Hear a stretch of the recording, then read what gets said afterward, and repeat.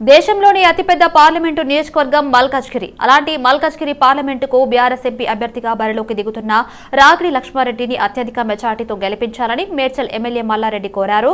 Peerzadiguda corporation పరిధిలో BRS కార్యకర్తల నాయకుల సమావేశాన్ని నిర్వహించారు. మల్కాజ్గిరి పార్లమెంటులోని 7 శాసనసభ నియోజకవర్గాలలో మొత్తం బీఆర్ఎస్ ఎమ్మెల్యేలు, కార్పొరేషన్ల మేయర్లు, నాయకులు ఉన్నారు. ప్రత్యర్థులకు క్యాడర్ లేదు. గత 10 సంవత్సరాల బీఆర్ఎస్ పరిపాలనలో ప్రజలు ఎలాంటి సమస్యలు లేకుండా ఉన్నారు.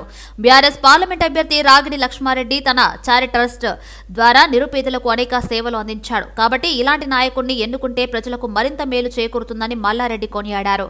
రానున్న పార్లమెంటు ఎన్నికల్లో బీఆర్ఎస్ అభ్యర్థి రాగిడి లక్ష్మారెడ్డికి ఓటు వేసి గెలిపించాలని కోరారు.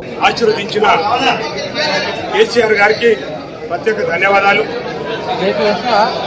ఈ రోజున నేను ఇక్కడ కార్యకర్తలతోటి, నాయకులతోటి, కార్పొరేటర్లతోటి అందరితోటి సమావేశము నిర్వహించడం జరిగింది.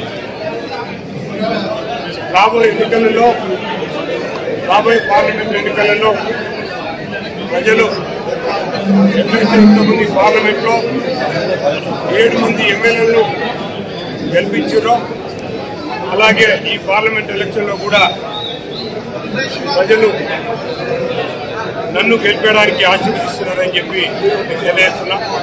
ఎందుకంటే డెవలప్మెంట్ అనేది నాయకుడు ఎక్కడ కూడా మనకు దొరకడం మన అదృష్టం. మనకి ఇంత మంచి ఎంపీ అకౌంట్ మనకు దొరకడం మనందరి అదృష్టం. మేడ్చల్ మల్కాజ్గిరి ఎంపీల 7 నియోజకవర్గాలు 7 ఎమ్మెల్యేలు మన దగ్గర ఉన్నారు. కార్పొరేటర్లు అంతా బీఆర్ఎస్ఏ. 7 నియోజకవర్గాల్లో కార్పొరేటర్లు అంతా కూడా బీఆర్ఎస్. 200 మంది చిల్లర.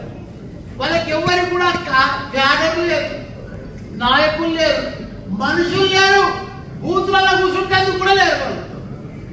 కాకపోతే కొన్ని అవిశ్వాసం, కొద్దిగా లోకల్ స్థానిక నాయకులు అవిశ్వాసం పెట్టుకొని డిస్టర్బ్ అయ్యారు. కానీ లేకపోతే మన నాయకులు మొన్న ఎట్లా గెలిపించారు బ్రహ్మాండంగా.